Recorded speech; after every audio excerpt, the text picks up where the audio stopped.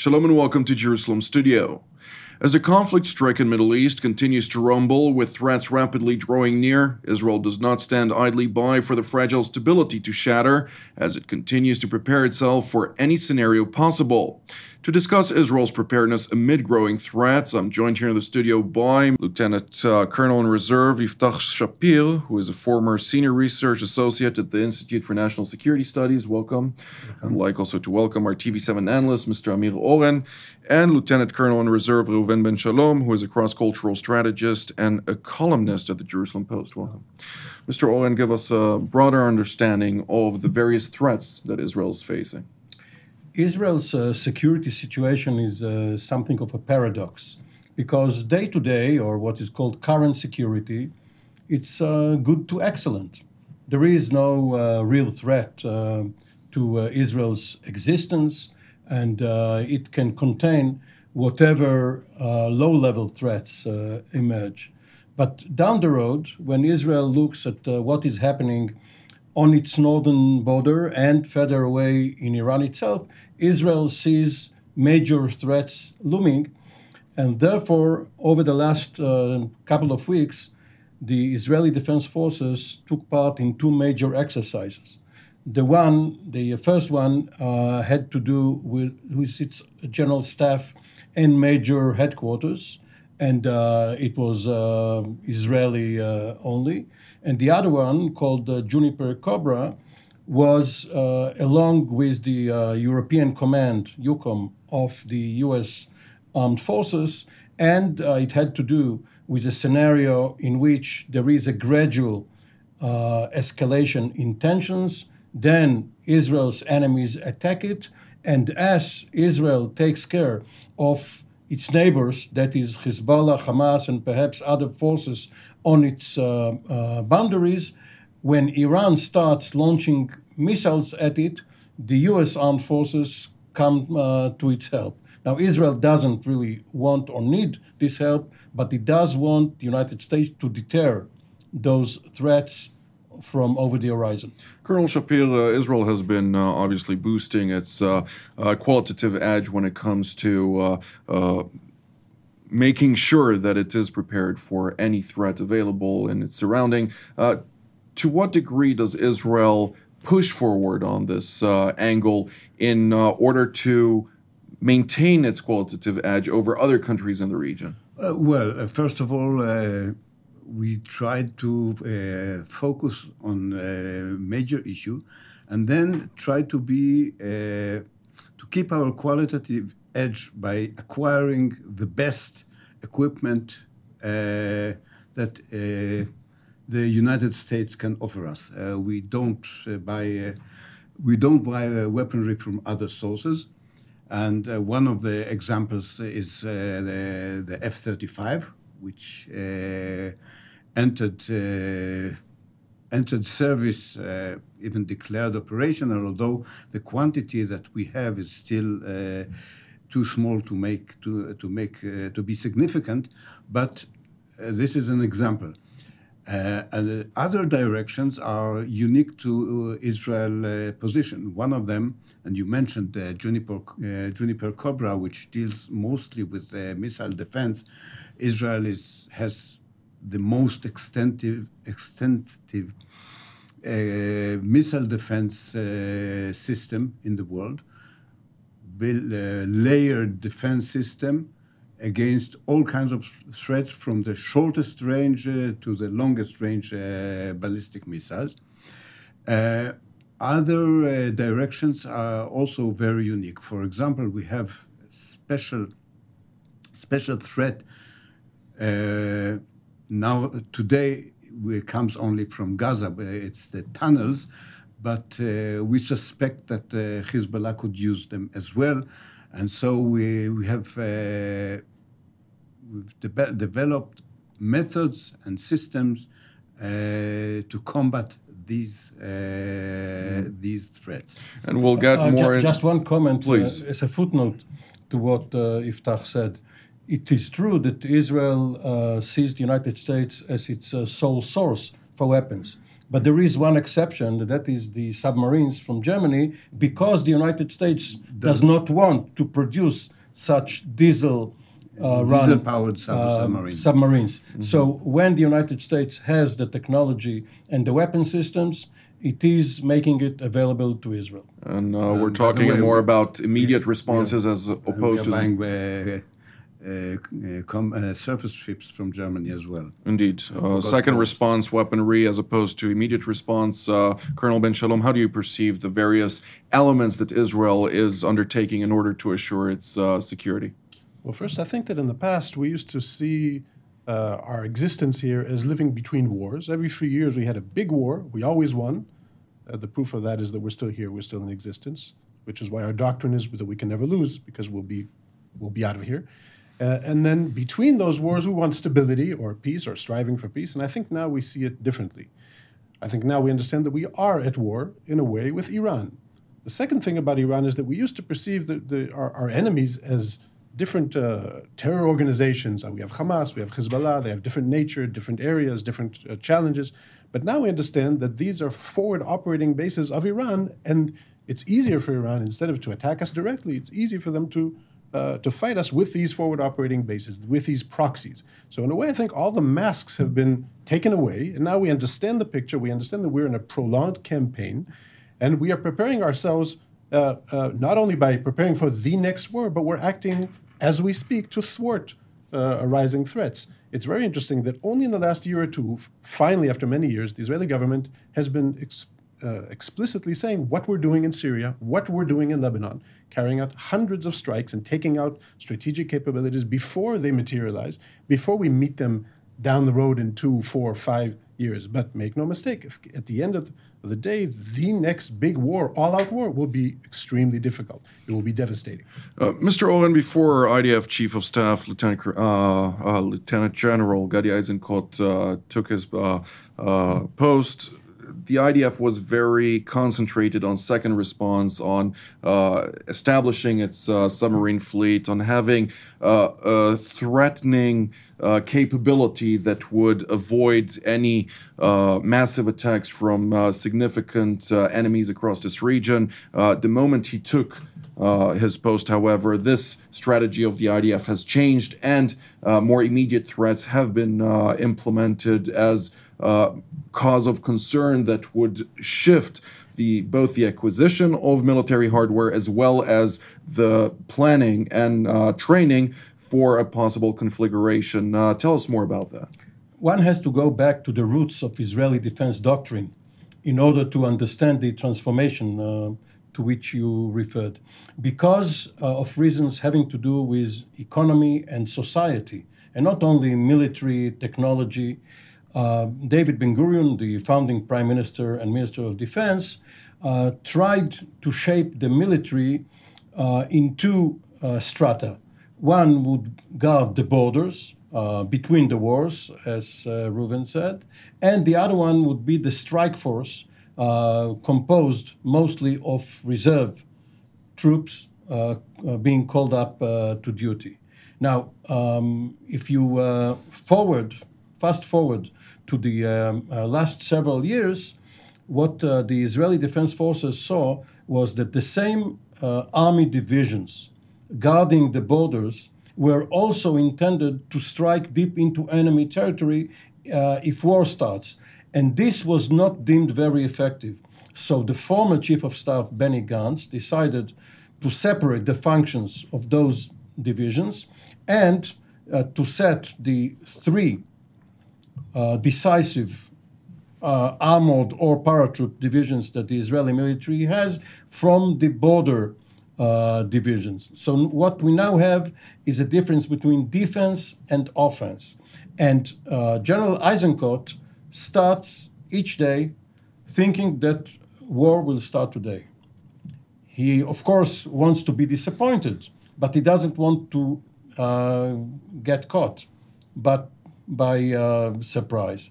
So Israel is preparing for wars of maneuver as well as for standoff fire in Gaza, in Lebanon, in Syria. But there is also another burden, and that is policing the West Bank. This is a huge burden because the military must take part in guarding the roads and in rooting out terrorists. Colonel Shapir, how do you view this? You caught me by surprise. I mean, there is everything. Everything Amir Oren said is true. I don't disagree. Yes, we are preparing for a war. You have to remember that if you look at the area around us, there is no the biggest military in the region outside the IDF is actually Egypt. Nowadays we are in a state of not only peace but best cooperation that we ever had with Egypt on security issues, because we have the same problem in the Sinai. But when you build up the IDF, you should never forget for one moment that you have the Egyptian army on your border. And they used to be our enemy, and they might be so again. The same, by the way, applies to the Egyptian army. The Egyptian army has only one big challenger. Yeah, challenge is is the word I was looking for, which is the IDF. Because all the other war, and we are in a war in Iran, but we don't expect direct confrontation with the Iranian military.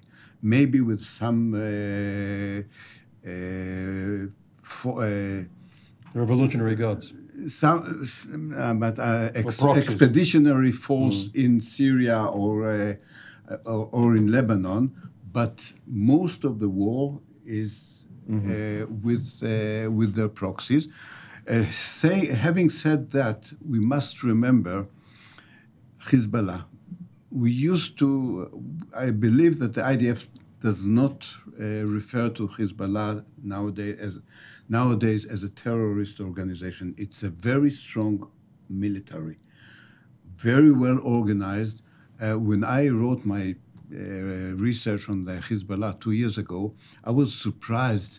And the Hezbollah reminded me very much of the IDF in the 1950s. It's a very non-Arabic military with a lot, very flat command structure, a lot of independence given to low echelon commanders. They are very independent. Very well motivated. It's a very dangerous military that we have to face. And we'll get back Israel to Hezbollah. Israel taught the Iranians, and they taught Hezbollah. So Israel indirectly may have taught Hezbollah. Well, they have taught the Iranians before the revolution of the 70s. Colonel Ben Shalom, how do you perceive this? Well, I think that our doctrine, we have several pillars of our doctrine. And by the way, remember that we talked many times about the military. The most important pillar, if you ask me, of our national security is, of course, our resilience and our people and the fact that we all go to the reserves and serve as reservists. Last week I went to this exercise. Just to give you a perspective, 2 years ago when I wrote my review with all the things I thought that needed to be corrected in my unit, I left 23 pages. This time I left 2 pages. So the specific places that I see a lot of preparedness, working very hard to be the best of the best. I see very good avenues of preparedness. And many of them are not in direct military might. For instance, you see cybersecurity. In Israel, we don't have doctrine, of course. We're trying to guess what the doctrine of the government is. But viewing what's happening now, I would guess that sometime a few years ago, Prime Minister Netanyahu directed the Israeli forces to be the best in the world in several fields, probably cybersecurity and cyber issues in general. And so these kinds of capabilities, you see them learning from time to time, learning from war to war, and implementing the lessons. We were talking about the maneuver, for instance. The 2006 war taught us a few very important lessons. For instance, that we must declare it as a war when it breaks out and not after it happens. And that we have to not hesitate so much with the maneuver, so you can just listen to the rhetoric of our leaders. You understand, you know that the next war will see an IDF maneuver, taking it swiftly into the enemy territory. Listen to the Air Force commanders. What has the previous commander, Amir, what has he been saying? Massive, massive air air power. We can talk about perception and shaping people's image, but bottom line, the Air Force is going to deliver massive blows to the enemy. So there, you can see in all these different aspects, of course, ballistic missile defense, that I think we probably have the best array in the world right now. All this is preparing for this day, and when it comes, this is all going to be unleashed. Well, Mr. Oren, we hear another element that Defense Minister Avigdor Lieberman has been talking about lately, of course, also in his book years ago, but he's been championing a new Israeli short-range, mid-range ballistic capability, where he would like Israel to have a significant arsenal of mid-range rockets, something that has never been part of the Israeli doctrine. To what extent is this necessary, if you will, and does this coincide with the military and other angles of Israeli preparedness? This started way back in the 20th century with the late General Israel Tal, who was one of the best thinkers as well as practitioners of the military art in Israeli history. And Tal pointed out that in 1973, Israel relied on the Air Force, on Reuben Ben Shalom's old branch, to serve as a sort of airborne artillery, close air support, and along with the armored corps, win the war. And because expectations were too high, unrealistic, Israel later shifted its thinking, and to whatever extent it needed the Air Force to bring firepower, to bring munitions into enemy territory, he came up with the suggestion that many inexpensive missiles could do the work that the Air Force does. The problem is a missile is a one-time means. You use it and therefore lose it. A fighter plane, of course, can fight on many fronts, very flexible, will fight another day, perhaps 5 times during the same day, so it's more cost-effective. However, Israel has been using missiles, both from the ground as well as from the sea, in order to hit targets across its borders. And this is because technologically, precision-guided munitions have become so perfect that it is no longer statistical. Mm-hmm. Artillery fire used to be statistical. You shot it, and you hoped for the best, and you caused a lot of collateral damage. You don't want to hit those who are uninvolved in combat. Colonel Shapir? Yes, actually, this is not new. If we go back to history, we tried this in the past. If you remember, back in the 1970s, we received the Lance missiles from the United States. It was intended against surface-to-air missiles. Of course, they were given to the artillery force, and the Air Force would never, the Israeli Air Force would never trust the artillery force to clear. And since I had the opportunity to be on both ends of this, I've seen that. And the technology of the 1970s was not very accurate. But then there was the top secret Israeli invention that nowadays is clear in the open, the Tammuz missile, which is basically surface-to-surface missile, highly accurate, with a range of tens of kilometers, and has all the capabilities of precision-guided bomb from an aircraft. Well, you mentioned that you use it and lose it, but that is true for every. If you look at it not as like a combat aircraft, but as an artillery shell, the artillery shell also you use it and you lose it, and it's very capable, and we are employ many more of this type of weapons. On the other hand, I don't think we need artillery rockets, unguided artillery rockets, the kind of weapons that our enemy use in large quantities. We need. They can bomb cities. We can't do that. Morally speaking, that's of course something that the IDF is not moving on forward with. Colonel Ben Shalom, I'd like to touch base more on the operational proceedings, if you will. As was mentioned several times already during this program, we had two separate exercises.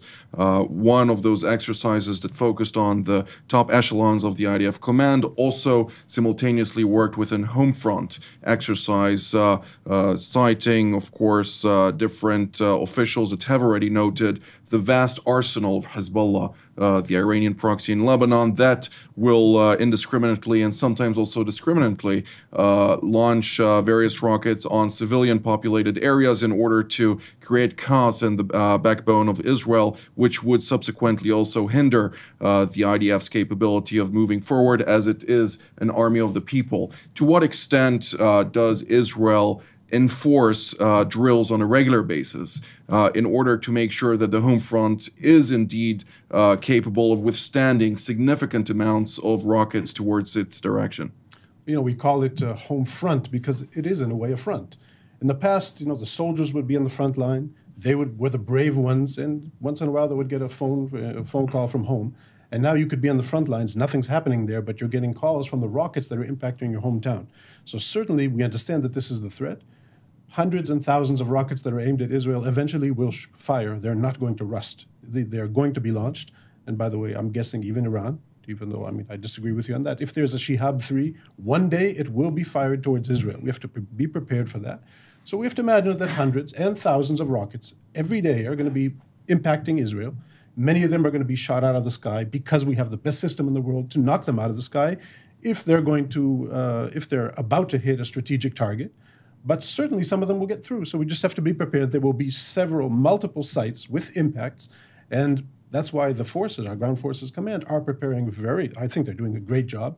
You see that, unlike the past, they're always training. You see that every incident around the world, they're immediately launched for two reasons. One, because we're very proud to go and assist. Two, because we want to be the best of the best. So the best knowledge, the best preparedness.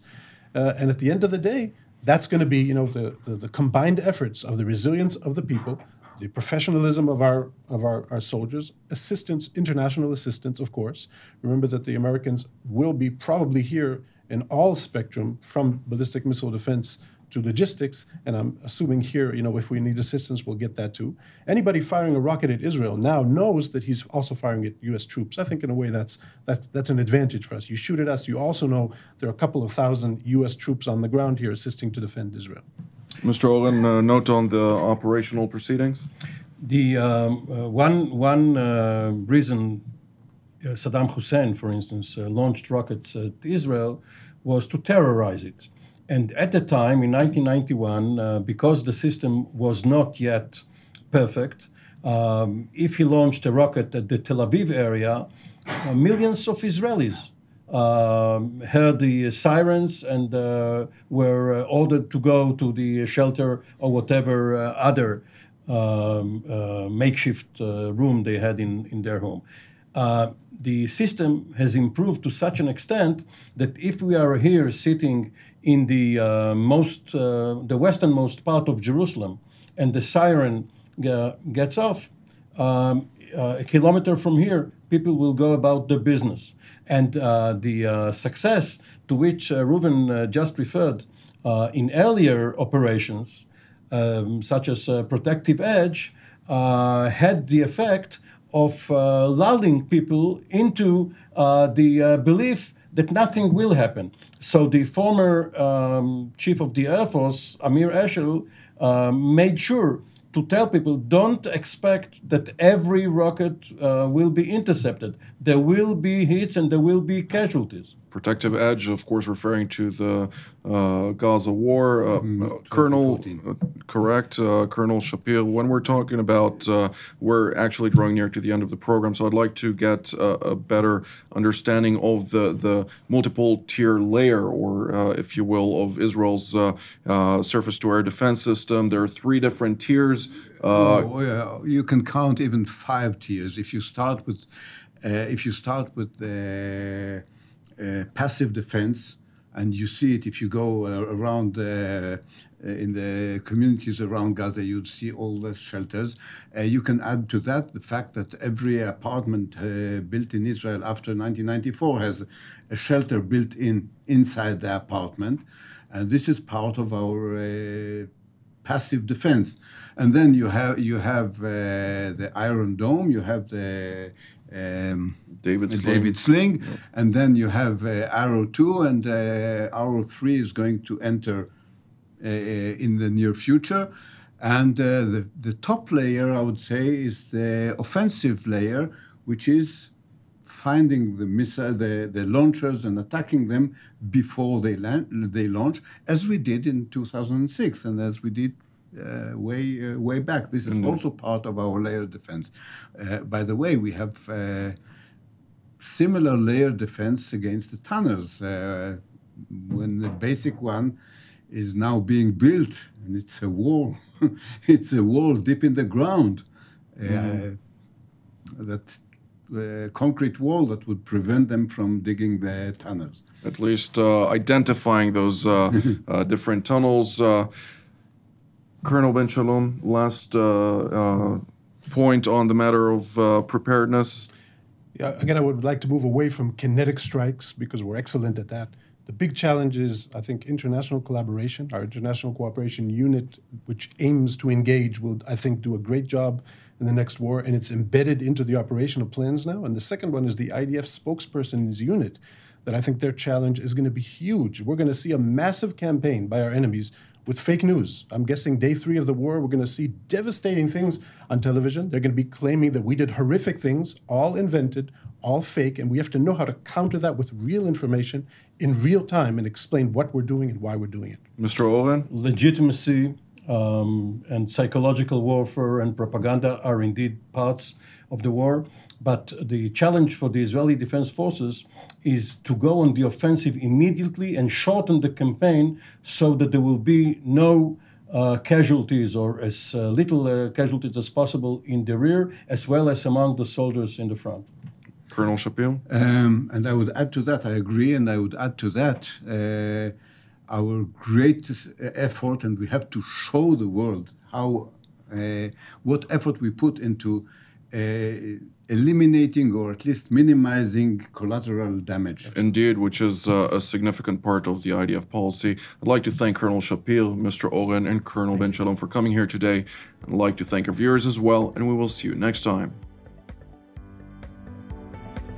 TV7 Israel's mission is to give you, our viewers, truthful information, which in effect will give you a chance to really understand what is happening in Israel and its region. If you're blessed by our programs and believe our mission to be important, we urge you to support us and become a voice for Israel. You can support us by going to our website at tv7israelnews.com. This program was made possible through your donations.